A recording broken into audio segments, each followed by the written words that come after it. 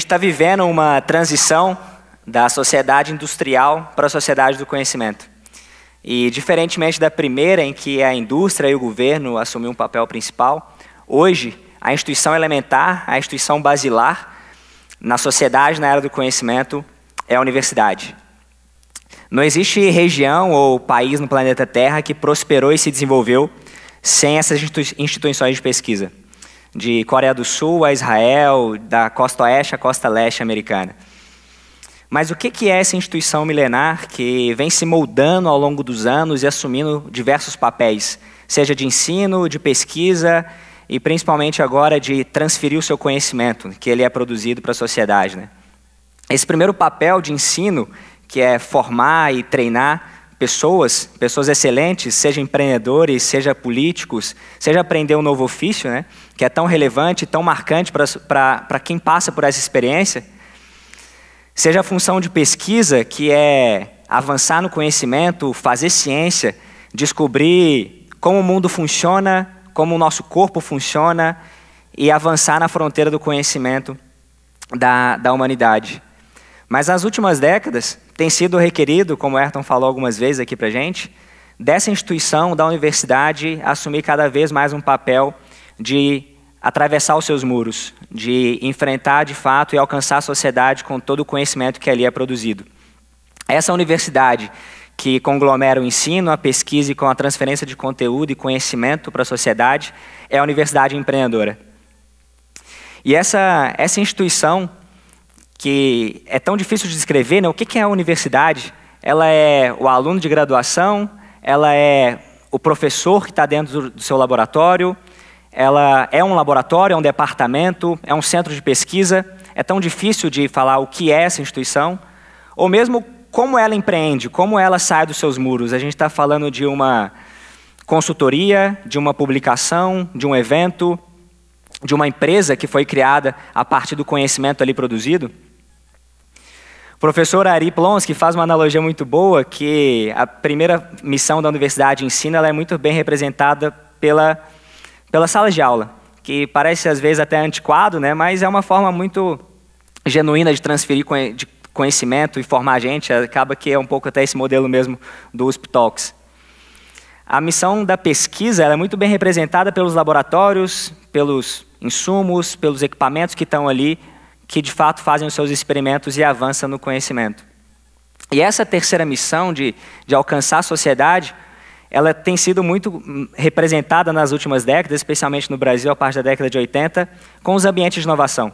As incubadoras, os coworkings, os núcleos de transferência de tecnologia, e essas instituições que vêm se moldando muito ao longo do tempo. Que é engraçado de ver, né? Universidade empreendedora, cientista, repleta de cientistas empreendedores. Essas palavras que, num primeiro momento, parecem antagônicas, opostas, mas quando a gente olha o estereótipo do cientista, que formula grandes perguntas e, a partir dessas perguntas, formula suas hipóteses, faz seus experimentos e, em seguida, compartilha seus resultados, seja bem ou mal sucedidos, avançando no conhecimento. E, por outro lado, a gente olha o estereótipo do empreendedor, que também formula grandes perguntas, mas as perguntas para responder às dores do mercado. Ele também tem um método. O método é o modelo de negócio. E ele também vai compartilhar os seus resultados, seja com o seu negócio bem ou mal sucedido. Então, essas palavras cientistas empreendedores, universidades empreendedoras, muitas das vezes elas podem fazer uma ótima combinação. E a gente teria esses cientistas empreendedores aqui no Brasil. A boa notícia é que a gente tem diversos. E tem um deles que é muito especial, que é o professor Sérgio Mascarenhas, que foi professor da Universidade de São Paulo, criou a UFSCar e diversas outras instituições. Ele, aos 80 anos, ele teve uma doença chamada hidrocefalia de pressão normal, e indignado com os métodos invasivos que eram tanto para o diagnóstico quanto para o tratamento dessa doença, que era basicamente furar a cabeça, ele falou, não é possível, eu sou professor, vão furar minha cabeça. E não tinha outro método assim. Foi para o laboratório dele, pegou um crânio, pegou um balãozinho, conseguiu medir a dilatação daquele crânio. E conseguiu criar, a partir disso, um dispositivo que media a pressão intracraniana de uma forma não invasiva, criando assim a Brain4Care, uma empresa que foi inclusive para a Singularity University com o potencial de alcançar 1 bilhão de pessoas. Descobrindo na verdade um novo sinal vital, né? Dor, pressão, batimento cardíaco, temperatura, pressão intracraniana é o que está nas suas descobertas, uma ciência de ponta, alcançando a sociedade mais de 1 bilhão de pessoas, para ser mais exato, né? A gente pode falar também, por exemplo, do professor Nives Viviani, que nos laboratórios lá da UFMG teve uma das primeiras empresas e aquisições do Google fora do Vale do Silício em 2005, né? Então, com a sua alta vanguarda da computação, conseguiu desenvolver seus buscadores e hoje o centro de pesquisa do Google fica hoje na capital mineira, produzindo e sendo impactado hoje o mundo inteiro com a tecnologia ali desenvolvida. Mas o professor Nives Viviani, Sérgio Mascarenhas, a gente tem diversos outros casos, como por exemplo a Tainara, da UFABC, que desenvolveu uma solução solúvel em água que reduz até 85% dos metais pesados dos alimentos. A sua ciência saindo do laboratório e chegando ao mercado, proporcionando ainda mais qualidade de vida para a população.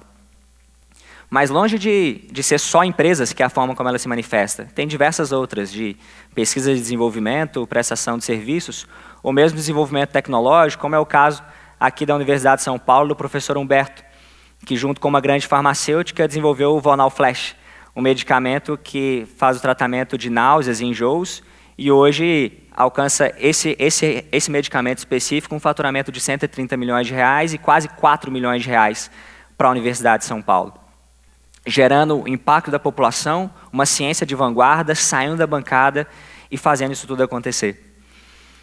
Esses casos, apesar de serem de alta relevância e alto impacto, não é necessariamente o que está na ordem do dia.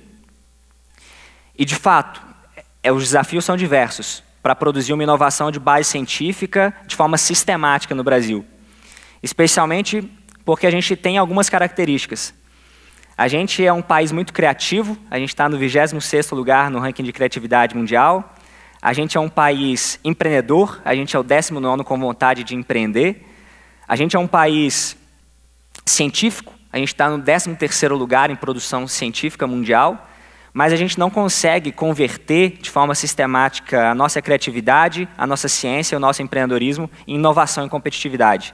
A gente está hoje no 72º em ranking de competitividade mundial e 69º no ranking global de inovação. É muito discrepante esses números.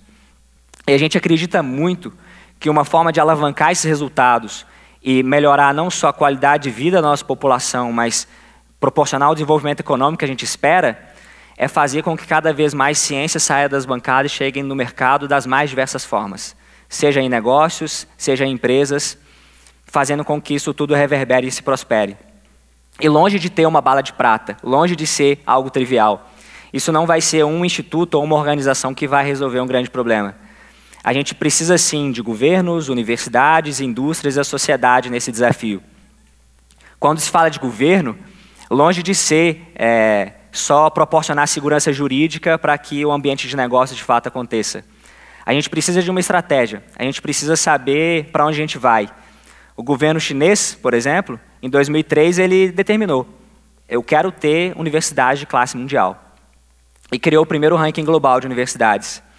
Em 2003, a melhor universidade brasileira estava entre as 200 primeiras. Não tinha nenhuma da China na frente das brasileiras.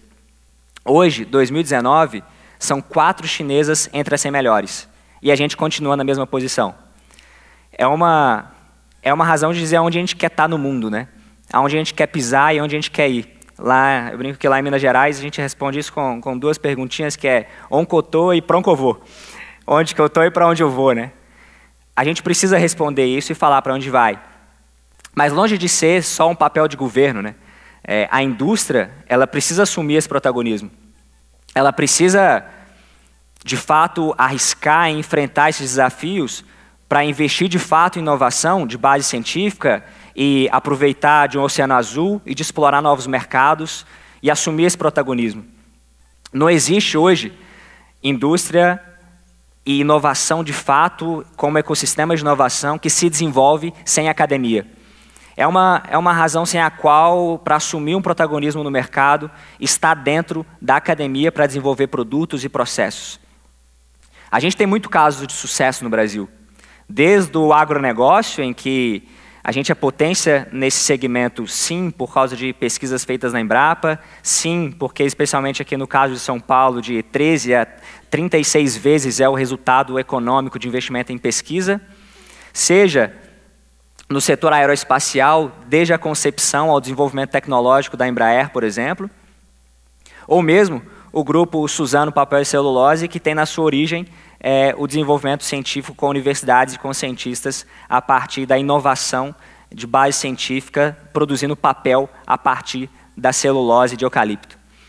Então a gente tem esses casos, a gente tem até mesmo essa experiência, apesar de ser casos antigos e até mais famosos, mas a gente tem visto isso acontecer também.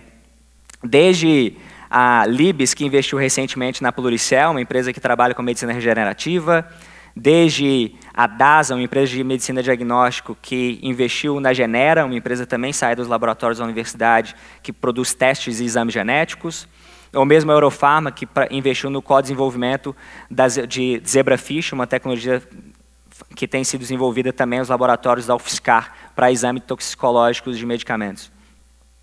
Então, a gente precisa, de fato, assumir esse protagonismo enquanto indústria, assumir esse risco e fazer isso junto da universidade para a gente conseguir assumir esse protagonismo.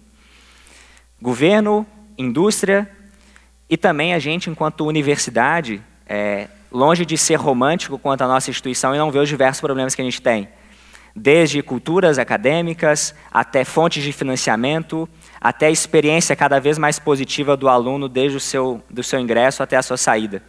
A gente precisa não só melhorar em diversos pontos e reconhecer que a gente precisa de fato melhorar em vários desses segmentos, mas também olhar cada vez mais para a sociedade, romper as torres, sair dessas torres de marfim e de fato resolver os seus problemas, gerar impacto e promover esse desenvolvimento econômico que a gente espera. E a sociedade também fazendo parte disso enquanto um grande cliente e exigindo isso que cada vez mais aconteça, né?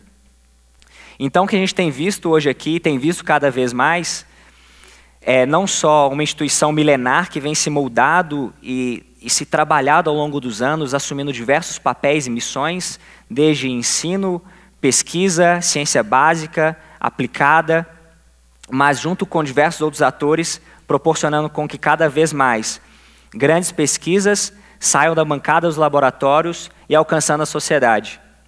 Essa é a era de fato do conhecimento, essa é uma era da ciência empreendedora. Muito obrigado.